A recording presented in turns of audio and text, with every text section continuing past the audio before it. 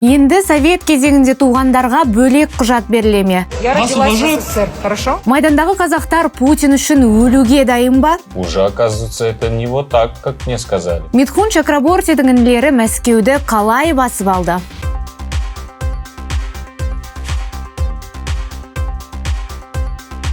Бұл позорник. Экс-депутат Нұрдәулет Қилыбайға неге бұлай деді? Құрметті қазақ халқым, мен тағы да әділетсіздіктің құрбаны болып отырмын.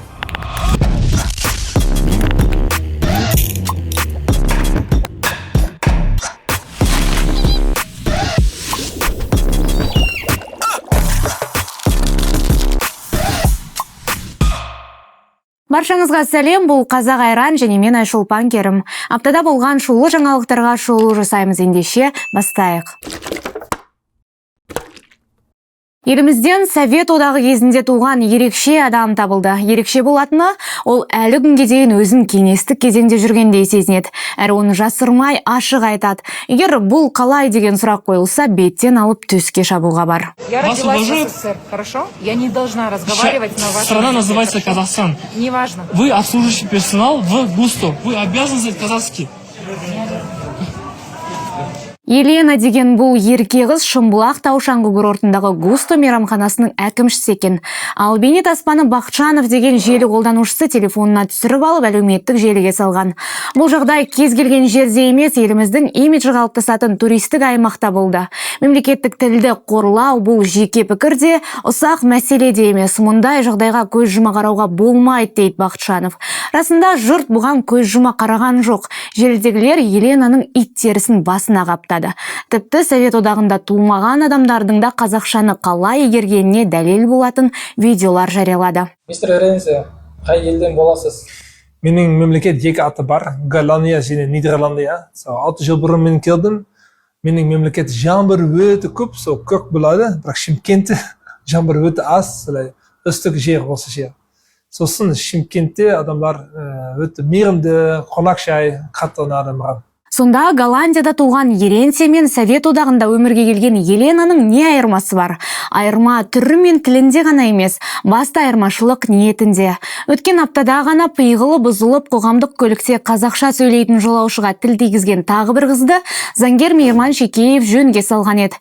Ол жұрттан кешірім сұраса да істі сотқа кеткені мәлім болған. Я признала свою вину. Достар, шұғыл жақсы жаңалық. Кешегі менің парақшамда жарияланған бейне жазбаны сіздердің қолдауларыңыз арқасында Алматы қаласының Алатау аудандық полиция басқармасының қызметкерлері жедел әрекет ете отырып, құқық бұзушыларды анықтады. Қазіргі таңда құқық бұзушының үстінен толтырылып, ертең іс сотқа жөнелтілетін болды. Заңгерлер ерінбесе, Еленаны да тәртіпке шақырудың орайы кеп тұр. Я бы хотела обратиться к своей стране и извиниться за некорректное выражение.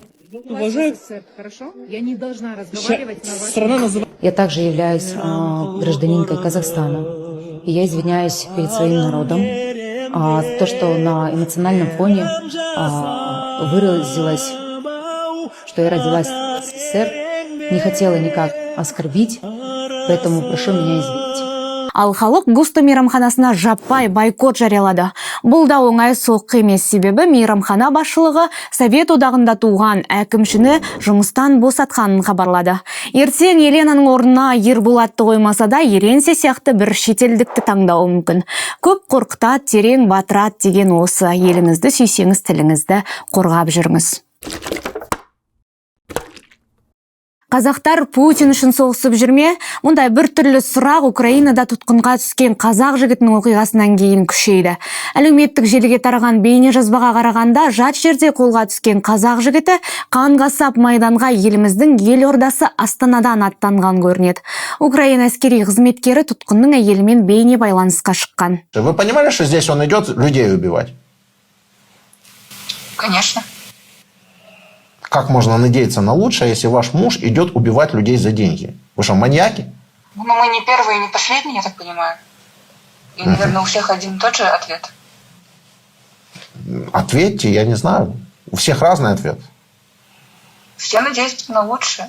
Что повезет, что обойдется, что вернется. То есть с такими мыслями... Не, я понимаю, что вы ждали, что он вернется, что его не убьют, что он не попадет в плен, что он пропетляет, грубо говоря, и заработает денег. Это я понимаю. Я имею в виду, у вас моральных ценностей вообще никаких не осталось. То есть вы считаете, что ходить в чужую страну, убивать людей, которые вам ничего не сделали, это вообще нормально? Если мир так устроен, то почему бы и нет? Как устроен мир? Не мы же придумали за деньги воевать, не мы придумали кого-то убивать. Это уже давным-давно все есть. Күйеуінің әрекетін ақтағысы келген келіншек көкейіндегі шындығын соңынан айтады.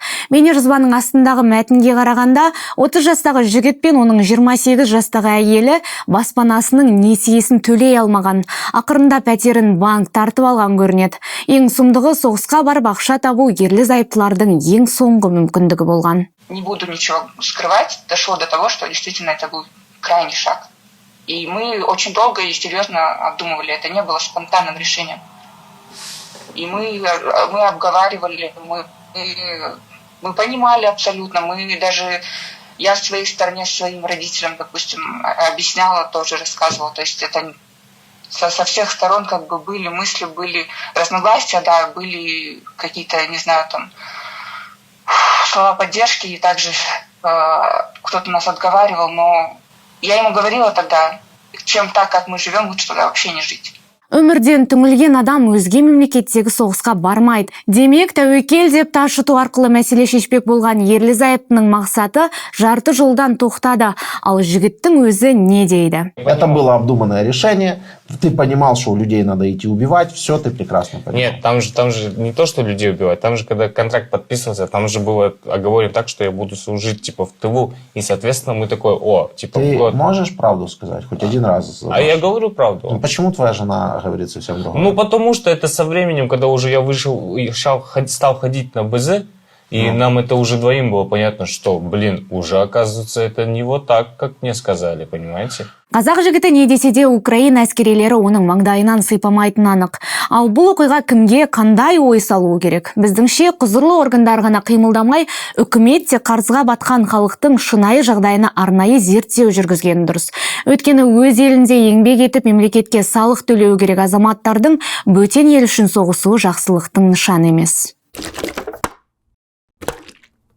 Мәскеу бір күнде Мумбайға айналып кетті. Митхун Чакраборти мен Шахрух Ханның інілері қызыл алаңды басып алды деген хабар тарады.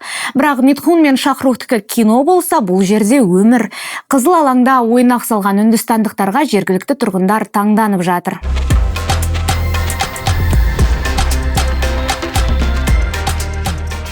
Үндістан азаматының қазірге дейін қаншасы келгені белгісіз. Бірақ Митхун мен Шахрух Ханның інілері жатақханаға, ал олардың тәпішкелері дәлізге сыймай жатыр.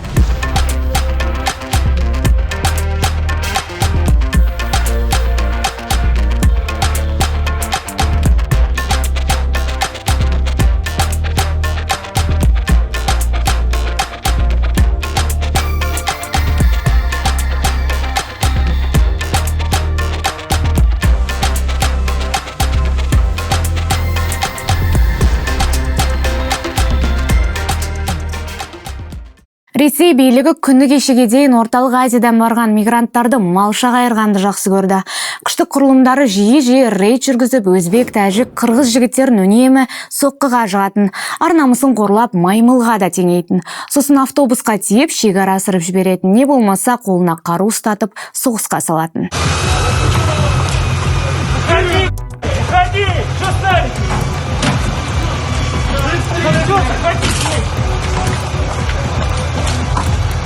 Господи, пошел!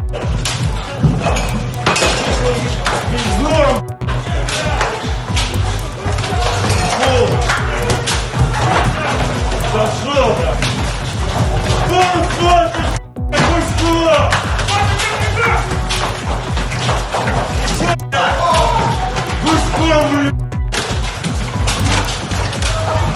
Ой, идет!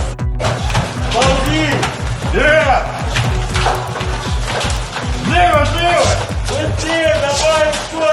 Мәскеудің Мумбайға ұқсап бара жатқанының басты себебін осыдан көретіндер көп. ТМД-дан барғандарды басынудың соңы осыған әкелді деп өкініп жатқан ресейліктер де аз емес. Бірақ өкінетін несі бар, болар іс болды. Үндістаннан келген жігіттер Ресейге Тәж-Махал салып бермесе де қара жұмысқа қауырт кірісіп кетті. Говорю, вот таких штук 10 штук принеси. Шри-Ланка. Where are you from? Шри-Ланка. Вот так. Все бросили. Индусы сделали кучу брака на 500 комплектов. Их же упаковщики это все пропустили, это просто борьба была какая-то. Украинаға соғыс ашқан Ресей әлемнен бөлініп қалды. Бүгінде Путин Солтүстік Корея, Африка мемлекеттері секілді санаулы елмен ғана дос.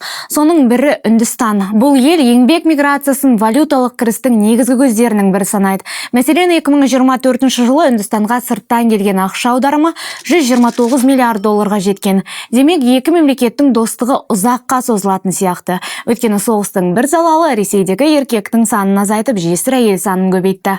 Саяси сарапшылар Ресейдегі индийский кино енді басталады деп болжап отыр. Маңғыстау облысының әкімі Нұрдәулет Қилыбай бітіп тұрған шаруаны қайтадан қиындатып жіберді.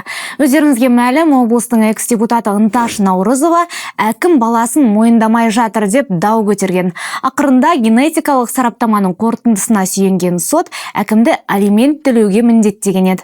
Күні кеше орталық коммуникациялар қызметінде есеп берген Қилыбайдың алдынан осы сұрақ қайта шықты. Во-первых, то, что пишут в социальных сетях ваши коллеги, я попросил писать только правду, потому что написали так, как будто дословно суд обязал меня через ДНК признать ребенка. На самом деле это совсем не так. Я не говорю не совсем так, совсем не так. В прошлом году, потому что я сказал, не все правда, я не говорил, что все неправда. И сейчас говорю, это уже совсем не так, уже категорично. Потому что правильно было бы, если ваши коллеги написали, суд удовлетворил мою просьбу, потому что я сам обратился в суд с тем, чтобы признать ребенка, рожденного в 2001 году. Солай, бірақ дәл солай емес деген әкімнің тіркесі жаңылтпашқа ұқсайды. Бірақ қазір жаңылтпаш айтып отыратын заман емес. Анығы Қилыбайдың қисыны Ынташ Наурызованың айтқанынан өзгеше шықты. Сонда қайсысынікі дұрыс? Әкімге сенгіміз келгенімен некесіз бала тапқан экс-депутаттың бұлайша еңіреп жылағанын қалай ұмытамыз? Құрметті қазақ халқы, мен тағы да әділетсіздіктің құрбаны болып отырмын. Бұл судьяда менің ісімді апелляциялық шағымды қанағаттандырусыз қағылдырып отыр. Менің барлық дәлелімді барлығын көріп біліп тұр. Менің барлық мәселемді тыңдады. Барлығын біліп, жақсы жарайды деп түсініп, соңында менің ісімді қараусыз қалдырып отыр. Жалғыз басты келіншек дәл осылай сан рет әлеуметтік желіге шығып, елден де, президенттен де көмек сұраған. Ал Қилыбайдың есеп беру интернетке түскенде Ынташ та қарап қалған жоқ. Кімнің арыз жазғанын дәлелдейтін сот ұйғарымын парақшасына салып, Қилыбайға қиырта тұрып, позорник деді. Бақандай бір облыстың әкімі үшін бұл позорға жата ма, жатпай ма, оны өзі білер. Дегенмен көптің алдында Қилыбай қанша алимент төлейтінін анық айта алмады. Алименты выплачиваются. Алименты выплачиваются. То есть В каком размере? В каком размере надо у бухгалтерии спросить. То есть там или 20% от оклада, что ли, что-то такое. Примерно так. А вы в цифрах не знаете, сколько платите? Нет, в цифрах 20 или 25%, вот так скажу. А зарплата ваша, чтобы мы поняли в цифрах? Зарплату хотите услышать? 1 900 000. Ең қызығы Маңғыстаудың әкімі сырттағы баласы туралы айтқанда 2001 жылы туған деп айтып қалған еді. Осы сөз әлеуметтік желіні базарға айналдырды. Соттасып 2 ай жүргенімді ел білет. Сосын менің балам 2022 жылы туды деп жазды Ынташ Наурызова. Сонда 2001 жылы туған бала қай бала? Әкім сөзден шатасты ма, әлде баладан шатасты ма? Бұл жағын тағы бір жиынға келгенде өзі айтып беретін шығар. Бір анық нәрсе, Қилыбайдың хикаясы талай шендіге сабақ болған даусыз. Ал сіз қалай ойлайсыз, қадірменді көрермен? Несиесін төлей алмай соғысқа кеткен қазақты ақтауға бола ма?